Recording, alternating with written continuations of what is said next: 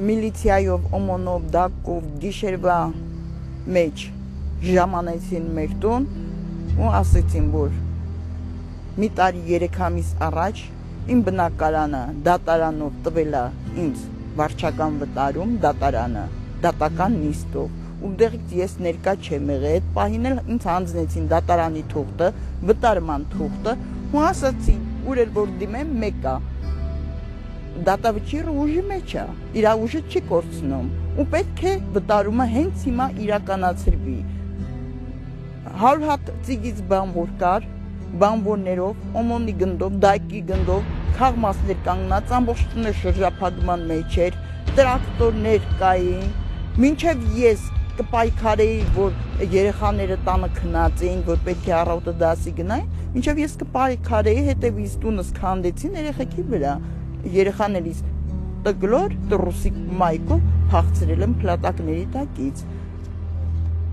Մայրը երեխաների հետ սկզբում 8 օր ապրել է Շիրակ հյուրանոցում, որից հետո ընտանիքը մինչ այսօր ապրում է Վարձով։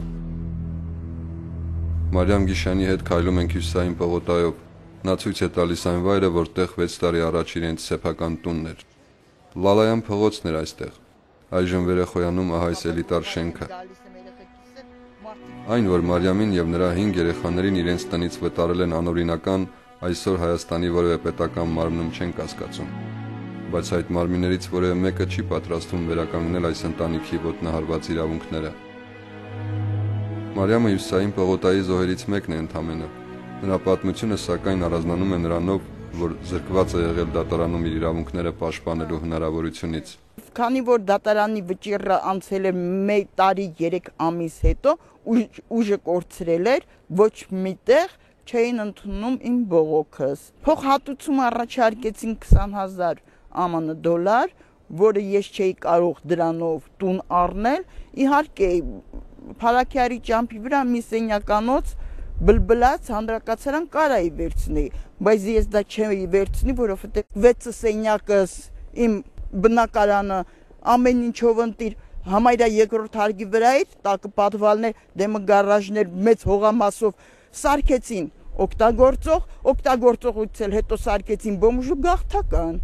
5 տարի անց մի անգամ առաջարկեցին բնակարան 2 սենյակ, մանումետ 5-րդ հարկ բոմբը գցած մի հատ տուն, 2 սենյականոց, ոչ դուր կար, ոչ լուսամուտ, ոչ էլ սանհանգույց, փոքր բներ 2 հատ։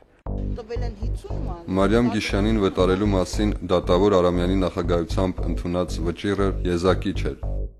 Այս դատավորը տասնյակ վճիռներ է կայացրել մարդկանց մասին, ովքեր ներկա չեն եղել դատական նիստերին։ Նա այսօր էլ շարունակում է վերևից իջեցված նման վճիռներ կայացնել։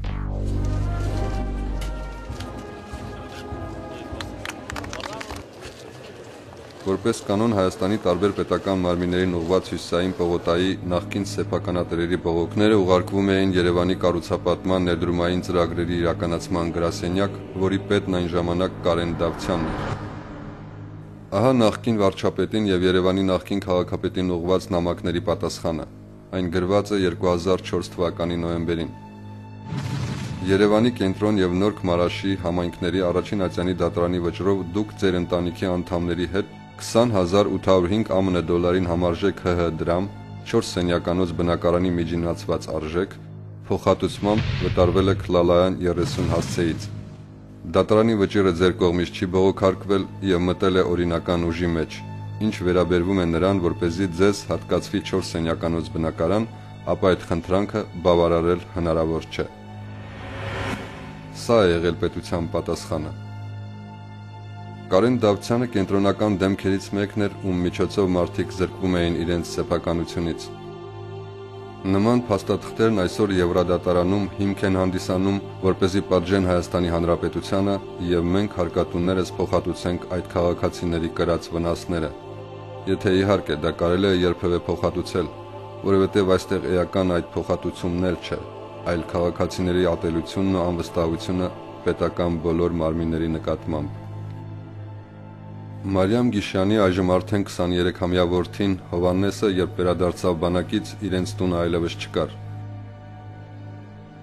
Հովհաննեսն իրենց ընտանիքի միակ տղան է, ով ծառայել է հայոց բանակում։ Նրա 3 եղբայրները չեն զինվորագրվել, քանի որ անձնագիր չունեն։ Մեծ որդիս բանակում էր գենոցիդը սկսվեց, երբ որ մեծ որդիս վերադարձավ բանակից, դոկումենտ չկար ձեռքին, ընդհանրապես համարում էին անօրեն գործողություն, ոչ միտեղ գրանցում չունենք, հաշվառում չունենք, անձնագիրը պետք է չտային։ Ու չէին տալի 2 տարի շարունակ չտվեցին, բազմաթիվ տեղեր բողոքելուց հետո որդուս անձնագիրը վերադարձրեցին առանց գրանցման եւ առանց հաշվառման, որ երեխես ու որտեղ դիմումա չի կարում աշխատի օրենքով չեն տալի գործ, ասում ասած տղաներս նույն կարգավիճակում են, ոնց եղավ, որ իրանց պիտի փողոցից բանակ գնան ու շպրտվեն փողոց, ու ինձ էլ ասում են ծանոթ մանոթ չունես, մի հատ ծանոթի տան վրով փաստացի գրանցում վեկալ ուր դե կուզես ապրի, ասի հետո երեխեքը կգնան բանակ, հետո կգան բանակից, փողոցից պիտի գնան բանակ, հետո շպրտվեն փողոց։ Եթե քաղաքացին պաշտպանված չի պետության հայրենիքի կողմից, զինվորը ոնց կարա պաշտպանված լինի։ Հայրենիքը ինչով է սկսվում հայրենիք, ընտանիքով, ժողովուրդով, թշնամի են սարքել մեզ։ Մենք այդ չէինք ուզում, ես ուզում էի մեր երեխեքդ իմ հայրենիքում իմ տան մեջ ապրել, որ իմ երեխեքն էլ հասկանային հայրենիք ունեն, պիտի ծառայեն բանակում, որտեղ բանակը պիտի պաշտպանի ժողովրդին, ոչ թե ժողովրդին ջարդի, թալանի, շպրտի փողոց։ Ներկայումս Եվրադատարանի վարույթում սեփականության իրավունքի խախտման վերաբերյալ Հայաստանից մոտ 18 գործ կա։ Մարիամ Գիշյանը սակայն այն միակներից է, ով չի կարողացել օգտվել դատական պաշտպանության իրավունքից։ Իսկ նամյակինը լի է վրեժ խնդրությամբ, նա ատում է այն պաշտոնյաներին, որոնց անմիջական մասնակցությամբ կամ ամենաթողության հետևանքով իրենք հայտնվել են փողոցում, ու նա արդեն հույս չունի կորցրածը հետ վերադարձնելու։